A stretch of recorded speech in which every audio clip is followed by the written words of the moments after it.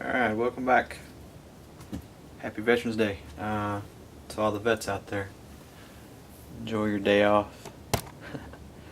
But don't forget to thank somebody if you know a vet or you got a friend that's a vet. Just say hey.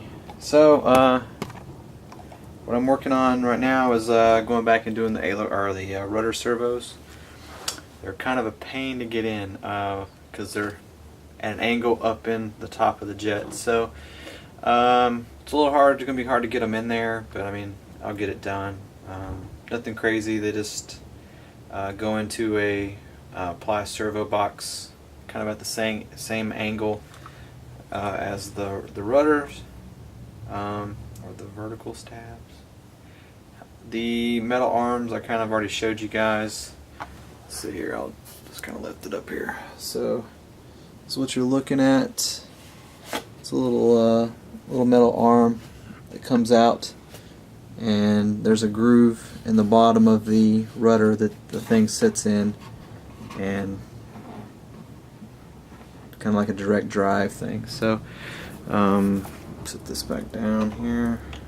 Oop, wrong spot. So this little guy, you kind of see like the half moon, half kind of a flat spot. So this slides up on that shaft that comes down, set screw, and then you got a kind of a pull thing. And what I'm doing now is I'm taking these little small holes and I'm drilling them and tapping them to a 3mm larger hole for the ball ends. So I'm just going to show you that here. Nothing too crazy today. It's nice and windy. You can kind of hear the wind out there, I'm guessing. So, wow. It's supposed to be like freezing around here in Texas. It goes from like blistering heat to freaking winter. It's ridiculous. No fall yet. I was looking forward to that. It was so hot here during the summertime. It'd have been nice to get a little bit of fall in there before it got really cold. I swear it didn't rain for like 6 months, and then the past 2 or 3 months we got nothing but rain. So 3mm, well, just shy of 3mm drill there. Here's the, I guess this would be the tap portion of it. I don't have one of those fancy kind of fixed thread machines, so I just got to do it all by hand. Only problem here, you got to be real careful to get it 90 degrees. Get your threads right. So probably should be running oil through these too when I cut, but I don't have any machine oil, so. But I'll get there. Like I said, hopefully within the next year, get a job, get through the training, whatever I need to do to get settled and established, and then get the shop set up. So, wow, that cut was horrible. This is a cheap material here. Not cutting very well. Go a little slower on this one, see if I can get a better cut. You can kind of see what I'm going for here. So probably don't really need to even thread them. Just drill straight through because it's going to have a lock nut on the back side of it. But do it right or don't do it at all, huh? So, but if anybody's wondering what I plan on doing once I retire from the Army, planning, it's kind of hard to get the brain going and shifting gears and getting motivated, but the plan, because there's such a pilot shortage in the airlines these days, is to switch over and fly fixed wing. A lot of the regional, I mean, you got to start out on the regionals unless you got some serious, you know, if you're like a fighter pilot or something, you probably could go straight to the majors. But you got to start out for us rotor guys without any prior experience in it. We got to start out at the minor leagues and make our way to the majors. So regional airlines are really doing a big push right now, trying to get some pilots in there. So they're throwing money at us. I'm using my GI Bill to do my fixed wing. I kind of already got my private, working on my instruments right now, and I got to get commercial and multi-engine done in about 250 hours of PIC time fixed wing to meet the requirement, which isn't a huge deal. I can do it.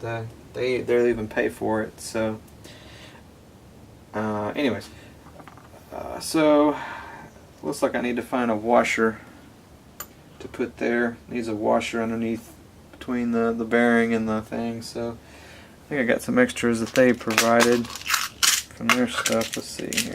Here's one. See if that's enough. Yeah, that's perfect. And then of course one on top. And these are way too long screws. Let's see if I can knock it down. It's a smaller one, yeah. Let's try this. So washer, 3mm, another washer, and this is not a ball type.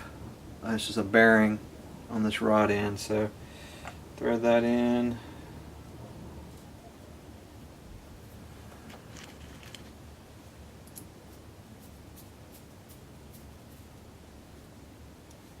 Go. And then put a lock nut on the back side of it, and that's what you're looking at. So, wow, there you go. Got to put a washer underneath there, or it'll bottom out and booger up your bearing. So I'll have two of these with two of the aluminums on this, and then the rod will be kind of looking like this. I actually think I'm going to use their clevis. Ooh, focus. I think I'm actually going to use these on the rudder, just because I'm out of the Dubro ball ends. I mean, I have a couple, but I'm using them on the ailerons. The rudders really aren't used much except for takeoff and landing.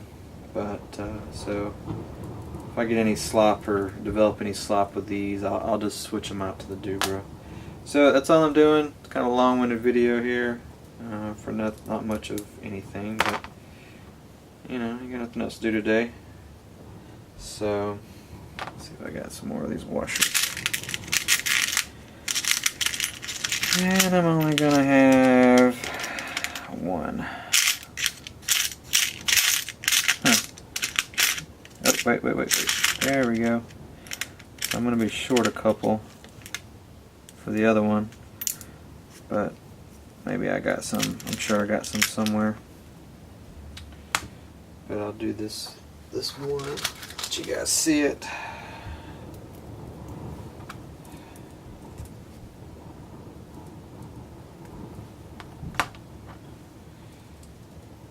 It's going to be kind of a pain getting these things, the servos, tightened in, just because of where they're at. But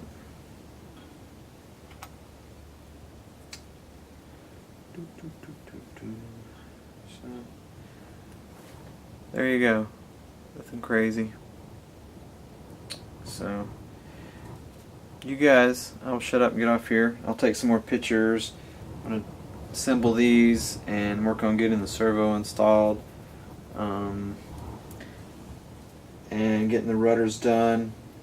The little groove, let me show these.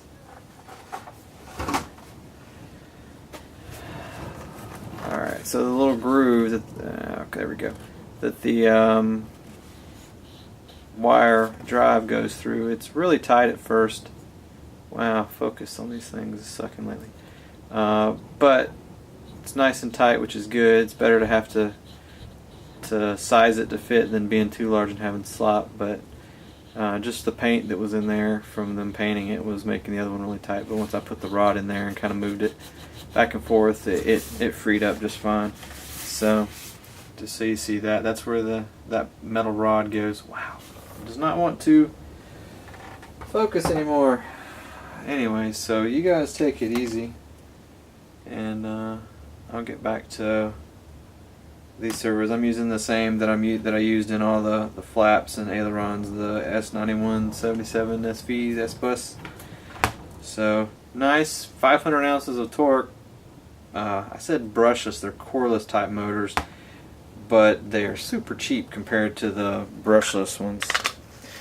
So we used them for years before the brushes came out, so they should be fine. And I've heard they're really good servos, pretty popular just because of the cost of them.